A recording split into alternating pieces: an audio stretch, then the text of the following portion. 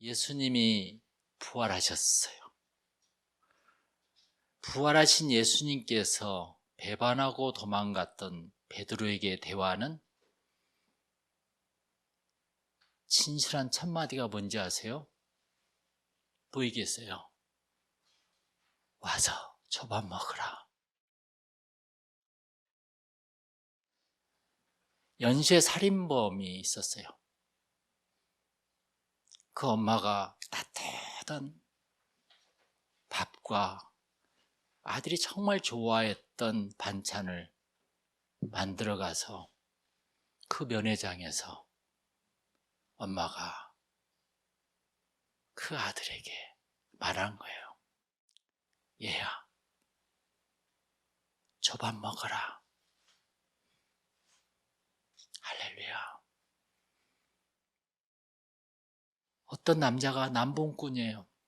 저녁 내내 밤새도록 집을 나갔다가 새벽에 들어왔는데 그 부인이 그 자기 남편이 좋아하는 해장국과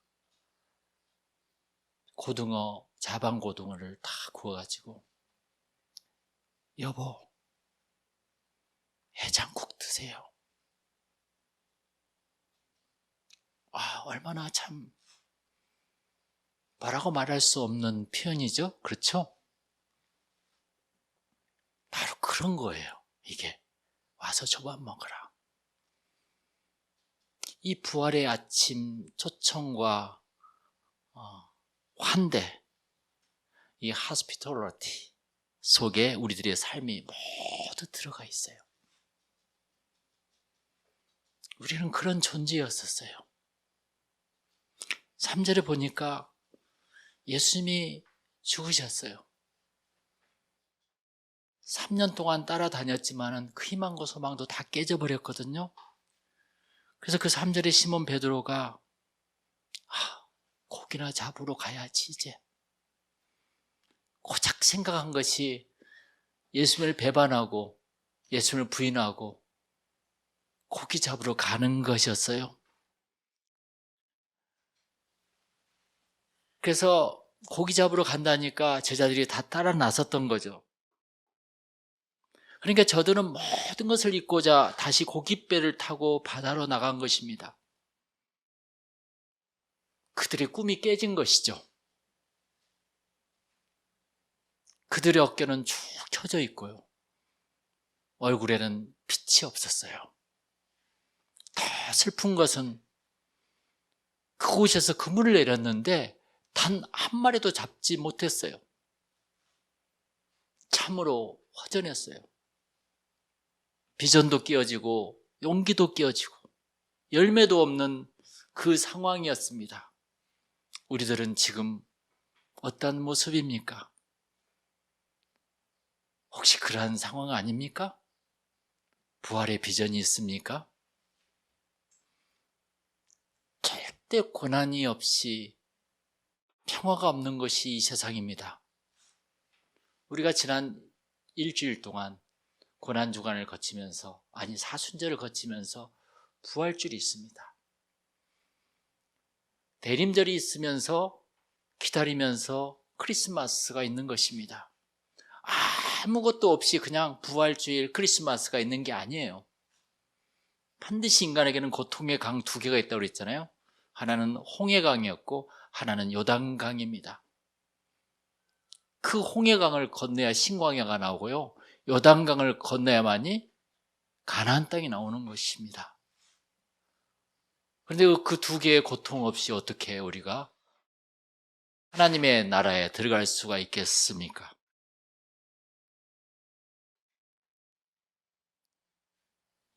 그런데 그 제자들에게 있잖아요, 예수님이 다시 나타나신 거예요. 놀라운 일입니다. 그 새벽 호숫가에 예수님이 찾아오셨지만 아무도 주님을 알아보지 못했죠. 그때 예수님이 바닷가에 서서 6절에 나오죠. 얘들아, 그물을 배 오른편에 던져. 그러면 잡으리라. 그때는 너무 있잖아요. 익숙한 음성이기 때문에 누가 한 말인지 별로 그렇게 관심을 쓰고 있지 않았었어요. 그런데 정말 오른쪽에 던졌더니 어떻게 되었죠? 찢어지게 고기가 잡혔던 것입니다. 할렐루야. 그 고기가 153마리라고 그랬잖아요. 모나미 153 볼펜처럼. 이 말씀대로 그동안 살아왔는데 그걸 까먹었던 거예요. 그게 우리 있잖아요. 그 순간 요한이 외칩니다. 7절에 보니까 주님이시다 그래요. 거기 보면은 7절에 예수께서 사랑하시는 그 제자가 베드로에게 이르시되 주님이시라 그래요. 요한복음에서는 예수께서 사랑하시는 그 제자라고 항상 나오거든요. 그게 자기 요한을 말한 것입니다. 항상 사람들은 그렇게 쓰잖아요. 예수님께서 제일 사랑하는 제자. 사실 요한이 왜 제일 먼저 알아본지 아세요? 베드로는 도망갔거든요. 그러나 요한은 있잖아요. 요한복음에 나오죠. 자기 예수님의 마리아 엄마랑 함께 옆에 있었어요. 십자가에서. 그래서 예수님이 자기 어머니를 요한에게 부탁한 내용이 나오죠. 그렇죠? 그래서 요한은 제일 먼저 알아본 거예요. 예수님이시다. 이 말씀하신 분이 예수님이라는 것을 깨달은 베드로는 어떻게 했을까요? 갑자기 예수님이 살아나서 예수님이 나타났다니까 정말 방금 들려왔던 목소리가 예수님이었단 말이에요. 깜짝 놀랐죠.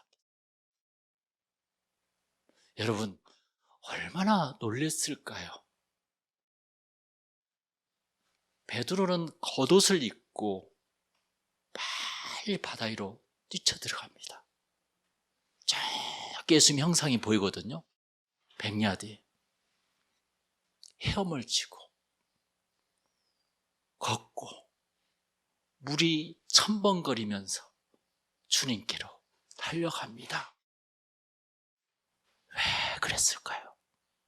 눈에는 눈물이, 옷에는 짠 바닷물이, 몸에는 땀으로 범벅이며 저 멀리 100야드 정도를 헤엄치다 걷다가 뛰어갑니다. 왜 그랬을까요? 오직 단 한 가지 사실 때문이에요. 나의 스승 예수님께서 비트레이어, 배신했던 나를 거부하지 않고 찾아오셨다는 사실 그 하나 때문에 베드로는 이것 때문에 얼마나 상심한지 몰라요. 그 주님 앞으로 베드로는 혼신을 다해 달려가고 있었던 것입니다. 이것이 바로 예배예요. 과거의 실수, 과거의 부족함, 그것을 따지지 않고 주님이 나를 찾아오셨다는 사실 그 한 가지 때문에, 배신한 나를 주님께서 용납하셨다는 사실 한 가지 때문에 나의 조건, 상황, 과거를 따지지 않고 그냥 달려가서 무릎을 꿇는 것, 자신의 배신을 회개하는 것, 이것이 바로 예배라는 것입니다. 할렐루야. 이 예배로 베드로는 다시 살아납니다. 이 예배로 주님과 베드로는 다시 만나게 돼요. 저는 그러한 오늘 부활주일이 되기를 축원합니다. 베드로에게 다시 사명이 주어집니다. 제2의 인생이 주어집니다. 우리들에게도 그러한 제2의 인생이 주어질 걸 믿습니다. 예수님은 그런 제자들을 아침 식사에 초대해요. 베드로는 온몸이 흠뻑 젖어 있고 제자들은 배신에 대한 두려움으로 움츠리고 있었습니다. 여러분 9절을 한번 보세요. 다 같이 9절 10절 읽어볼까요? 육지에 올라보니 숯불이 있는데 그 위에 생선이 놓였고 떡도 있더라. 예수께서 이르시되 지금 잡은 생선을 좀 가져오라 하시니 그랬어요. 예수님은 숯불 모닥불로 그 생선과 떡을 구우시며 저희들이 아침 식사를 준비하고 계셨던 것입니다. 사실 오늘 저는 숯불, 여러분 숯불 하면 뭐가 생각나요? 갈비가 생각납니까? 그러나 베드로에게는 그게 아니었어요. 이것은 그가 처형되기 전날 밤에 되풀이였었어요. 며칠 전 그날 밤 최후의 만찬 자리에서 그와 같은 식탁에서 떡을 떼며 맹세를 했었죠. 저는 절대 주님을 배반하지 않을 것입니다. 그 숯불 모닥불 앞에서 주님을 3번이나 부인하며 그렇게 배반했었잖아요. 이것은 너무 잔인한 리피테이션, 재현이었었어요. 그러면서 그 숯불에 고기를 구우면서 예수님께서 뭐라고 한지 아세요? 얘들아 와서 조반을 먹으라 그래요.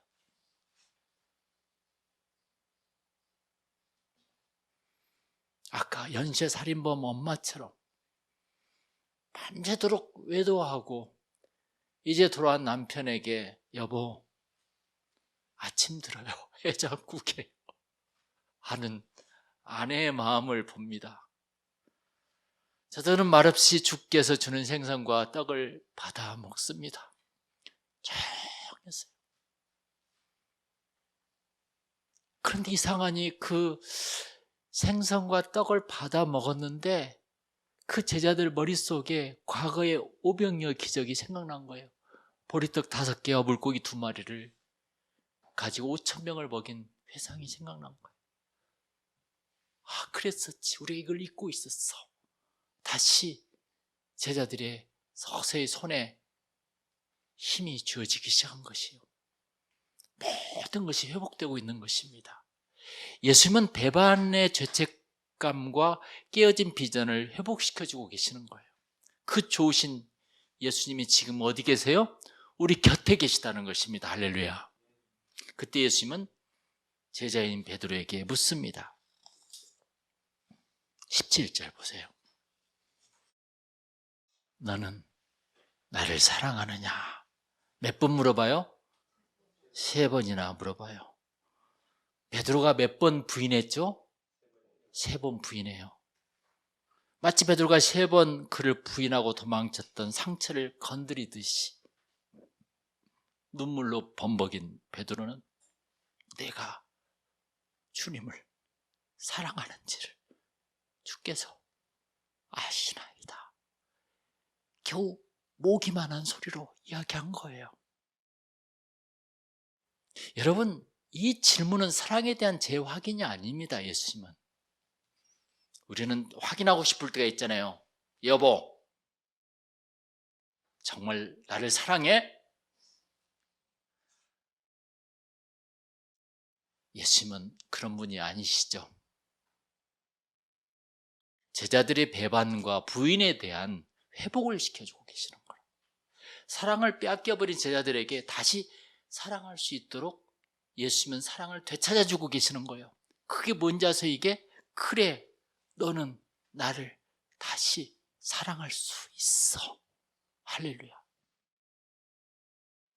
자신감을 주고 있는 거예요. 나무라고 있는 게 아니에요. 지금 사랑의 권리를 회복한 베드로에게 예수님께서는 사명을 줍니다. 하나님이 원하시는 것은 양을 치는 것, 생명을 돌보는 것입니다. 할렐루야. 그래서 17절에 보니까 내 어린 양을 먹이라. 사명이 주어지는 것입니다. 사랑하면 사명이 생겨요. 이제 고기만 잡으려고 제발 하지 말고 사람을 낚는 어부가 돼야지. 다시 예수님의 사명을 주시는 거예요. 할렐루야. 이기적인 죄를 버려. 포커스가 사람이야, 돈이 아니야. 이런 사명을 주십니다. 여러분, 오늘 본문 요한복음 마지막 장 클라이막스. 원래 이 요한복음 오늘 본문 21장은 나중에 편집됐다는 설이 많습니다. 20장까지 끝이었는데 그래서 21장을 보면은 요한복음에서 요한이 썼던 참 중요한 부분을 마지막에 써놓습니다. 그게 바로 부활이에요. 부활. 첫 번째 부활은 나의 한계를 넘게 하는 희망이라는 것이에요. 오늘 말씀을 요약해 보면은 밤새도록 고기 한 마리 잡지 못한 한계점에 도달해 있는 나에게 저 수평선 너머에서 말을 걸어오는 예수님은 새 희망이라는 것입니다. 할렐루야.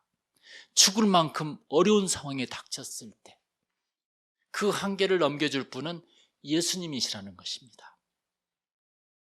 여러분, 두 번째 부활은 나를 원점으로 되돌리는 사건입니다.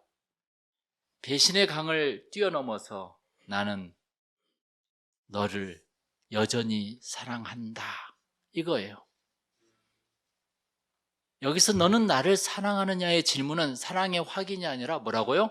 사랑의 회복이라고 했습니다. 너도 나를 사랑한다고 말할 수 있어.